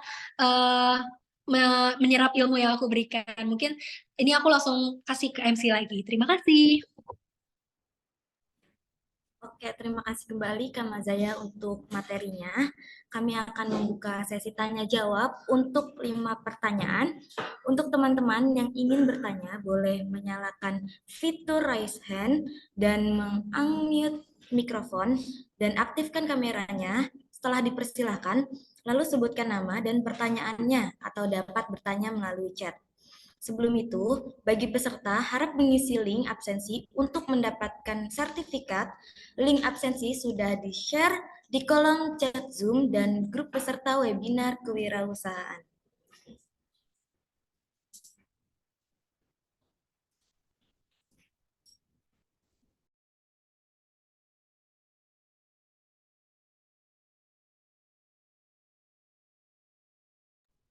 Oke, untuk Saudara Maulana Fajar Gunandi, dipersilakan untuk bertanya. Oke, cek. Apakah sudah terdengar?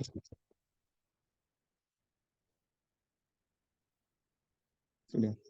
Baiklah, Assalamualaikum warahmatullahi wabarakatuh. Selamat siang semuanya. Di sini saya Maulana Fajar Gunadi. Untuk sebelumnya saya berterima kasih banyak kepada pihak penyelenggara, yaitu HIMAK, yang telah menyelenggarakan webinar kewirausahaan dengan mengundang narasumber, yaitu Mbak Aya. Ya. Di sini saya mau bertanya tentang, pertama-tama kronologi itu kan di TikTok Shop itu untuk berjualan di sana sudah tidak boleh, sudah tidak diizinkan lagi ya berjualan menggunakan TikTok Shop, jadi dipindah ke e-commerce semua. Menurut Mbak Aya sendiri, itu bagaimana sih tanggapan Mbak Aya misalkan ada pengusaha muda nih yang ingin baru mau terjun, dia kan masih bingung-bingung soal media promosi, meskipun media promosi tersebut ada banyak, dari Instagram bisa, dari Facebook bisa. Cuman kan menurut dari pandangan saya sendiri, kalau menggunakan TikTok Shop itu misalkan ada kayak endorsement yang mempromosikan suatu produk, itu bisa langsung diklik, langsung muncul ke keranjang. Untuk TikTok Shop sendiri juga harganya tuh lebih murah daripada platform-platform yang lain. Itu menurut Mbak Anya tuh bagaimana? Itu pertanyaan pertama. Terus ada pertanyaan berikutnya yang masih ada sakut pautnya. Di dalam bisnis berjualan, pasti kan ada suatu tantangan atau hambatan ya. Itu Mbak Aya tuh pas mendirikan bisnis nyemil saji, ketika TikTok Shop ditutup, otomatis kan pendapatan tuh agak bergoncang ya Mbak ya. Jadi menurut Mbak Aya tuh langkah apa sih yang antisipatif untuk menangani hal tersebut? Terima kasih. Mau nanya dulu ke MC ini, apakah aku sudah boleh menjawab? Bagaimana? Boleh dijawab langsung? Boleh, Kak. Oke. Yang pertama, mungkin tanggapan aku ya mengenai TikTok Shop ditutup. Sebenarnya aku jujur aja kayak kaget gitu ya, karena aku pikir awal-awalnya kan aku udah tahu tuh rumor-rumor TikTok Shop bakal ditutup. Tapi aku pikir tuh masih lama. Karena pas kemarin tuh bener-bener tiba-tiba banget langsung tutup, udah gak ada lagi keranjang kuning. Di situ aku lumayan kayak sempat sedih sih, lumayan sedih gitu. Maksudnya aku juga mikirin orang-orang yang kerja di aku, karena sebelumnya aku ada TikTok live gitu. Nah, cuma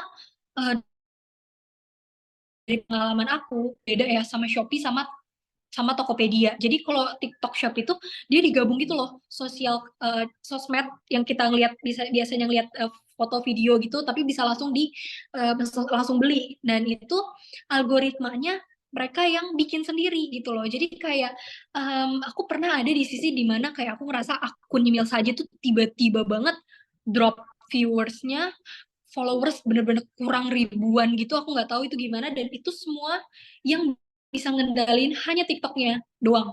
Bener-bener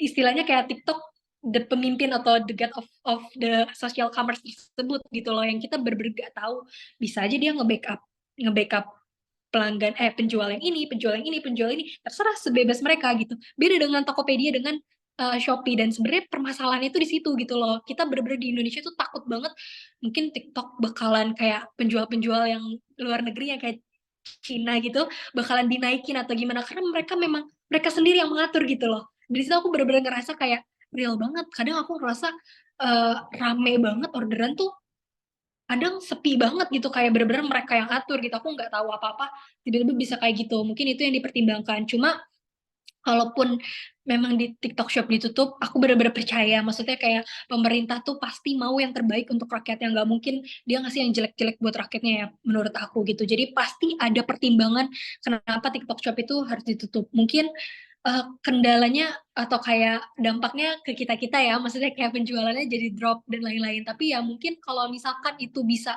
mengurangi apa jajahan, maksudnya istilahnya apa ya, takutnya kita juga dipermainkan gitu loh oleh TikTok Shop, karena mereka bener-bener bisa siapa aja yang mereka mau itu kayak artis kayak mereka naikin bisa gitu. Beda beda banget sama Shopee ataupun Tokopedia gitu. Untuk pertanyaan kedua, gimana kayak apa sih kayak eh sorry sorry tadi apa yang untuk pertanyaan kedua kayak apa, cara cara mengantisipasi dari hal tersebut. Kalau aku sih lumayan struggle ya, karena ini bener-bener baru ya, mungkin kayak 3 mingguan lah aku baru ngerasain ini gitu. Lumayan drop banget dari yang kayak orderan tuh bisa ribuan tapi ternyata tiba-tiba wah gitu, tiba-tiba zoom gitu kan. Nah cuma aku berpikir positif, maksudnya kayak aku berpikir kayak aku kan jualan itu dari zaman-zaman belum ada TikTok Shop, belum ada Shopee, belum apapun itu, dan aku selalu berpikir kayak TikTok Shop, Shopee, Tokopedia itu adalah hanya media aja. Jadi jangan sampai kita putus semangatnya, dalam arti kayak kita as pengusaha, kita mau di media apapun harus bisa gitu. Maksudnya kayak mau nanti TikTok Shop tutup, mau amit-amit Shopee itu tutup gitu, kita harus kayak jiwanya itu nggak mati gitu loh. Jangan karena TikTok Shop berhenti kita jadi drop, jadi nggak mau jualan lagi gitu tuh. Itu tuh enggak, kita harus berpikir kayak kita harus optimalkan aplikasi lain. Yang menurut aku aplikasi lain tuh juga sebenarnya gimana kayak kita bisa mendapatkan pekerjaan dan dapat uang tuh dari aplikasi tersebut gitu. Terus habis itu aku juga mungkin konten sih ya, konten TikTok. Jadi TikTok itu kan nggak sepenuhnya tutup, cuma TikTok Shop-nya aja yang tutup karena ada permasalahan yang tadi aku bilang. Jadi TikTok ini aku gunakan sebagai promosi. Jadi aku di konten itu aku everyday upload, kayak sehari itu bisa 1 sampai 3 upload, dan itu benar-benar lumayan apa ya. Aku juga kemarin dapat ribuan order, alhamdulillah tuh dari konten TikTok, karena TikTok itu bisa apa ya, marketnya itu luas banget loh. Kita nggak pernah tahu satu video itu aku bisa dapat 1 M views, artinya kan 1 juta penonton, kayak kita bayangin 1 juta orang aku kumpulin bagaimana bisa gitu, itu kan aku nggak tahu, dan ya kita nggak tahu angkanya itu segimana gitu. Maksudnya kayak aku nggak tahu nih yang mana yang FYP, aku nggak tahu mana angkanya itu berapa, apakah 200K, apakah itu 10K, apa itu 5 juta viewers gitu, kita nggak tahu. Jadi antisipasinya mungkin kita persiapkan stok juga, tapi ya kita mungkin bisa kayak kira-kira gitu loh, jangan sampai stoknya itu kita menimbun dan basi, tapi ya kita ada jeda kayak ini berpeluang kok untuk rame gitu, seperti itu. Terima kasih. Terima kasih Mbak ya atas jawaban inspiratifnya. Oke. Lanjut, ini berarti aku balasin yang mana lagi nih Kak? Buat MC-nya. Ada pertanyaan. Oke, terima kasih Kak Mazaya atas jawabannya. Untuk teman-teman yang lain boleh bertanya lagi, dan diingatkan kembali untuk menyalakan fitur raise hand dan unmute mikrofon dan aktifkan kameranya. Setelah dipersilakan, lalu sebutkan nama dan pertanyaannya atau dapat bertanya melalui chat Zoom.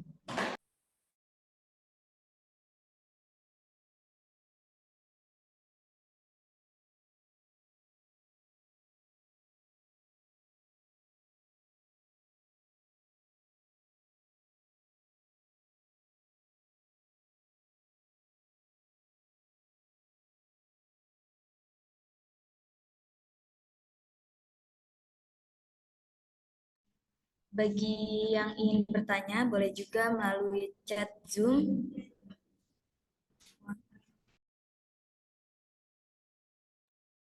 Mungkin ada yang kayak malu untuk raise hand atau gimana, kalian juga boleh nanya via chat, nanti aku balas.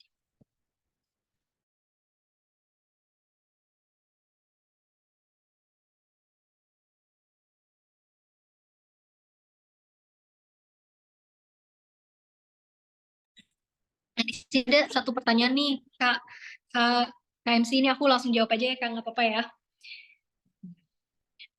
Ini kan kayak Assalamualaikum, Waalaikumsalam, ini dari Kak Desi Retna Lestari. Jadi dari tadi kan Kak Aya membicarakan tentang brand awareness. Pertanyaannya, ada nggak sih Kak, strategi yang efektif untuk meningkatkan kesadaran merek atau brand awareness melalui marketing digital ini? Sebenarnya jauh ini tuh udah aku jelasin di pas awal-awal. Jadi gimana cara aku meningkatkan brand awareness adalah gimana aku ngomong satu keyword atau satu kunci yang aku aku ulang-ulangi itu di setiap konten. Contohnya kayak yang tadi, sebelah aku tuh tahan 3-6 bulan, basreng aku tuh tipis-tipis, aku menggunakan bumbu dapur, nggak cuma sekedar bubuk cabai doang, karena biasanya kan mungkin kalau cemilan suka ada yang jual yang kayak cuma bubuknya doang, atau maksudnya dengan menggunakan bumbu yang bubuk atau cabai kering gitu, tapi di nyemil saji itu benar-benar pakai bumbu dapur yang kayak bumbu basah gitu. Gimana sih bikin bumbu dapur gitu? Mungkin itu hal yang kayak aku jelasin itu berkali-kali mau orang kayak bosan atau gimana, tapi memang itu cara aku untuk eh, brand awareness itu seperti itu. Jadi nggak cuma sekali ngomong kayak sekali ngomong di satu konten udah, karena nggak semua orang lihat konten itu, yang konten satu itu, tapi benar-benar di everyday aku mau promosiin seblak ya aku bilang kayak, kalau mau aku mau promosiin basreng ya aku bilang keunggulannya ini, aku mau promosiin pangsit aku kasih tahu keunggulannya tuh ini, karena di setiap produk tuh pasti aja ada plus minusnya gitu loh. Maksudnya kayak mau Aqua pun, mau brand baju, mau apa, itu pasti ada satu keyword yang bisa kamu unggulkan seperti itu. Seperti itu sih, kira-kira terjawab nggak untuk Kak Desi Retna Lestari? Terjawab banget, Kak. Terima kasih banyak.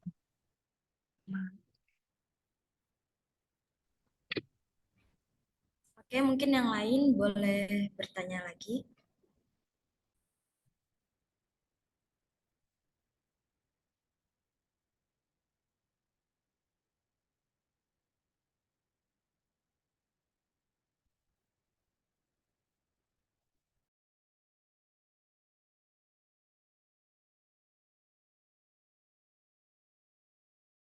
Oke, ditunggu untuk satu peserta lagi yang ingin bertanya. Kami persilakan.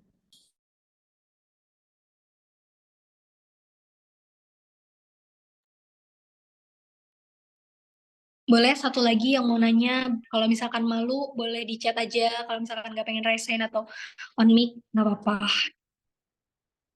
Mumpung mumpung bisa nanya nih, nanya apa aja gitu. Kalau misalkan aku bisa jawab ya pasti aku jawab gitu, seputar dengan digital marketing. Oke, ada nih satu pertanyaan dari Kak Maulana Edilista Saputra. Assalamualaikum, waalaikumsalam, warahmatullahi wabarakatuh. Saya Dimas. Bentar. Oke, apakah kakak jualan itu konsepnya mengambil barang dari orang lain atau membuat sendiri, Kak? Jika mau membuat sendiri, bagaimana? Apakah kakak ikut organisasi lain dan bagaimana manajemen waktunya? Nah, kebetulan pas banget di Nyemil Saji ini, ini sebenarnya aku masih sama saudara aku. Jadi kayak saudara aku yang bagian produksi, pokoknya mereka megang semua produksi dan aku yang apa kayak marketing, terus habis itu aku benar-benar kayak promosiin, endorsement, KOL itu semuanya aku gitu. Jadi untuk produknya itu bagian di saudaraku, kita masih satu keluarga gitu. Tapi ya kita sama-sama, maksudnya sama-sama kayak test food, kayak sekarang aku pengen bikin menu baru gitu. Ya ini sebenarnya emang brand aku gitu, emang punya aku, tapi benar-benar diskusi lah ya, maksudnya kayak kalau misalkan kita mau bikin barang baru atau menu baru, itu benar-benar kita cicipin bareng-bareng, kurangnya apa gitu. Terus mungkin ada satu lagi ya pertanyaan dari panitia nih, dari Nina Kania. Izin bertanya, Kak, seberapa besar sih pengaruh dari menggunakan endorsement dari selebriti? Apakah worth it bagi kita yang membuka usaha untuk mempromosikan menggunakan jasa mereka? Oke, untuk endorsement, ini sebenarnya lumayan kayak krusial gitu ya. Kayak mungkin aku sering banget nih dapat dari teman-teman aku kayak, ngapain sih endorse? Kalau misalkan kalian tahu harga endorsement itu cukup mahal, kayak bayangin mereka bisa dapat 20 juta dalam satu story doang gitu, kayak wah gitu kan, dan kita harus membayar segitu gitu. Cuma mengapa aku bilang kayak mungkin kita bisa coba endorsement, karena endorsement ini beda dengan ads. Kalau endorsement itu ada unsur trust atau kepercayaan. Kalau ads itu kan kita nge-boosting, misalkan kita bikin konten, terus habis itu kita iklanin, ya udah berarti kita cuma hanya lebih menyebar luaskan. Tapi kalau endorsement itu ada sisi kayak trust atau kayak percaya, kayak oh ternyata ini basreng yang dimakan sama Tasya Farasya, oh ternyata ini basreng yang dimakan sama Keanu, sama Fadil Jaidi gitu. Jadi ada sisi trust gitu. Nah, krusialnya ini adalah banyak banget online shop atau kayak UMKM yang bilang yang berpikiran kayak kalau misalkan kita endorsement mahal itu udah pasti balik modal. Padahal sebenarnya konsepnya nggak seperti itu. Jadi bukan berarti kalau misalkan kita pengen endorse, kita bayar 10 juta, udah pasti dapat 20 juta. Itu belum tentu juga, karena nggak pernah ada jaminan dari mereka. Dan memang itu kenyataannya seperti itu gitu. Tapi yang bisa kita dapatkan adalah walaupun seenggaknya kita nggak balik modal lah, atau kayak ternyata trafficnya nggak terlalu banyak gitu, seenggaknya kita dapat konten dari mereka gitu, ngerti nggak sih? Jadi kayak kita bisa save video mereka makan dan kita bisa mendaur ulang konten tersebut di TikTok kita. Jadi sometimes aku tuh mendapatkan uang nggak cuma dari endorsement. Kayak aku endorsement itu bisa dari Instagram kan, di tag gitu, di story gitu kan. Nah itu kan cuma 24 jam. Cuma 24 jam, mungkin kita pada saat itu nggak balik modal. Tapi ketika kita save video tersebut dan kita daur ulang, kita edit buat di feeds, di reels, di TikTok, jadi kita dapat uang tuh dari situ, dari konten itu. Karena konten itu long last banget, sampai kapanpun kalau kalian belum mau dilihat, itu akan jalan terus. Dan endorsement itu jangka panjang, dalam arti kayak kadang orang tuh baru mau follow doang. Kayak kalian pernah gak sih kayak ada, dan itu kayak, oh, ya, ternyata, sebentar. Dan ternyata endorsement itu,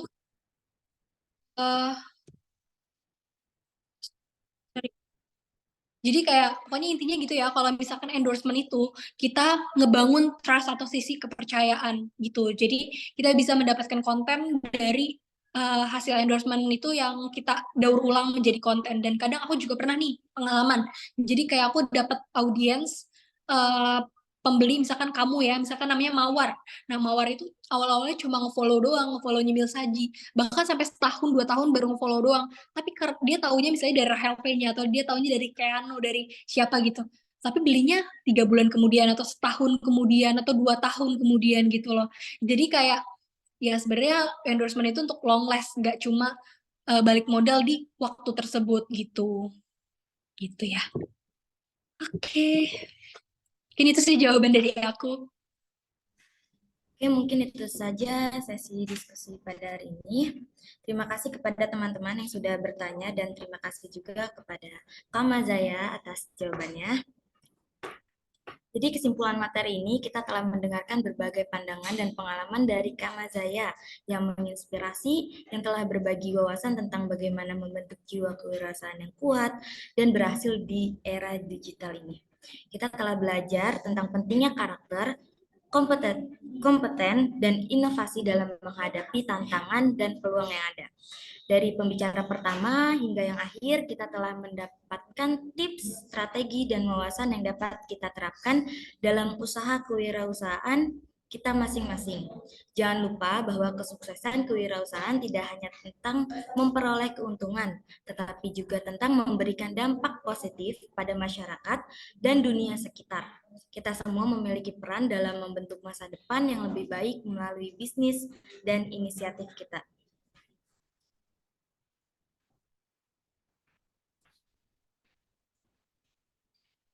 Baik, selanjutnya yaitu penyerahan sertifikat secara simbolis kepada narasumber. Untuk Kak Mazaya Halwa, berikut kami serahkan sertifikat ini. Terima kasih untuk Kak Mazaya Halwa karena telah meluangkan waktu serta berbagi ilmu kepada teman-teman di sini. Silakan panitia untuk didokumentasikan.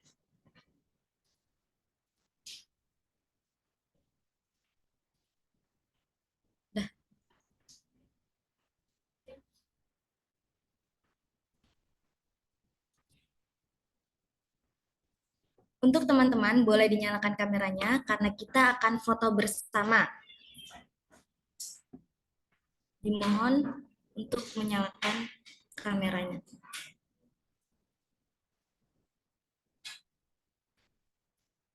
Udah nyala. Dalam hitungan 3 ya, teman-teman. 1, 2, 3. Oke, sekali lagi. 1, 2, 3.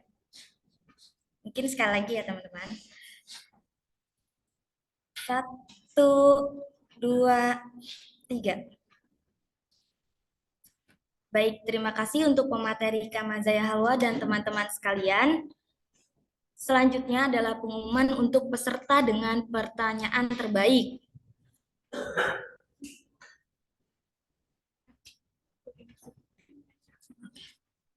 Di sini pertanyaan terbaik diberikan kepada Maulana Fajar, Dersi Retna Lestari, dan juga Maulana Edilista Saputra. Untuk pertanyaan terbaiknya.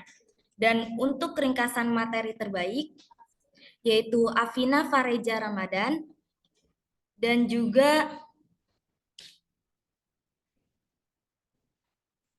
Gregoriani Oktris Nelnindia. Untuk nama-nama peserta yang sudah disebutkan, harap untuk menghubungi panitia untuk penyerahan hadiah.